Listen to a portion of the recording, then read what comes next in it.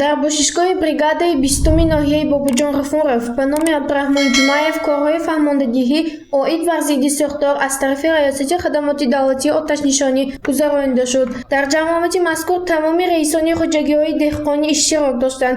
Ҳадаф эмин нигоҳ доштани ғалладонагиҳо аз сӯхтор аст, зеро таҳлилҳои мутахассисон нишон медиҳад, ки дар солҳои қаблӣ 22 ҳолати хисороти молӣ гардидааст. Сардори шӯъбаи назорати давлатии бехатарӣ аз сӯхтор дар вилояти Суғд Қаҳрамон Қодирзода тавсия медиҳад, ки аксарияти хоҷагиҳо баҳри таъмини бехатарӣ аз сӯхтор аз роҳбарон ва шахсони масъули хоҷагиҳои деҳқонӣ, иҷоравии ёрирасон, кооперативҳои истеҳсолӣ талаб карда мешавад, ки ҳангоми ҷамъоварии зироати ғалладона ва хошоки дурушт ба тамоми талаботҳои оддитарини бехатарӣ аз сӯхтор риоя намоянд. ҷиҳати иҷрои фармони Вазорати корҳои дохили Ҷумҳурии Тоҷикистон ва қарори раиси вилояти Суғд бо мақсади пешгирӣ ва роҳ надодан ба ҳодисаҳои нохуши сӯхтор ҳангоми ҷамъоварӣ, кашонидан ва захираи зироатҳои ғалладона ва хошоки дурушти чорво аз ҷониби сардори раёсати хадамоти давлатии оташнишонӣ якҷоя бо сардори сайрраёсати кишоварзии вилояти Суғд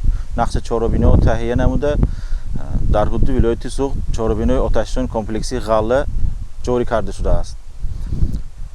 Мақсад аз гузарондани амалиёти ғалла ин пешгирӣ ва роҳ надодан ба ҳодисаҳои нохуши сӯхтор ҳангоми ҷамъоварӣ ва кашонидани зироатҳои ғалладонагӣ.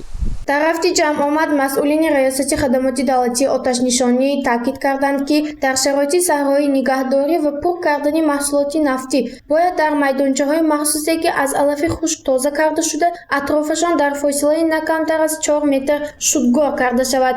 Ин кор ба хотири пешгирии сӯхтор дар замини саҳро мебошад, зеро ғалладонагиҳои хушк тез месӯзанд. Гуфтан ба маврид аст, ки ҳангоми ғунучини ғалладона аз тарафи ронандагони нақлиётҳо бояд ба қоидаҳои бехатарӣ аз сӯхтор қатъиян риоя карда шавад. Аз ҷумла бояд тракторҳое, ки бо ҷамъоварии ғалладона машғул мебошанд, сараввал ронандаҳои тракторҳо бояд аз дастури минимуми техникии бехатарӣ аз сӯхтор гузаронида соҳиби шаҳодатномаи бехатарӣ аз сӯхтор гардида, баъди он нақлиётҳои онҳо низ барои фаъолият аз санҷиши техникӣ бояд гузаронида шуда, ҳатман бо шароро хомӯшкунак ва олотҳои аввалиндараҷаи сӯхторхомӯшкунӣ бояд таъмин бошад. мувофиқи фармони Вазорати корҳои дохилии Ҷумҳурии Тоҷикистон, қарори раиси вилояти Суғд ва тавсияи мутахассисони Раёсати хадамоти давлатии оташнишонӣ сӯзонидани ангор, боқимондаи пояҳои ғалладона ва афрохтани оташ дар саҳро иҷозат дода намешавад. Хирманҳои ғалладонаро дар масофаи на камтар аз 50 метр аз биноҳо ва иморатҳо ва аз майдони ғалладона дар масофаи на кам аз 100 метр ҷойгир бояд намояд. Ин ҳолат ба бехатарӣ аз сӯхтор мусоидат мекунад. гузориши Шаҳзода Эюбова, Насим Раҳимов барои барномаи иттилоотии Хабар.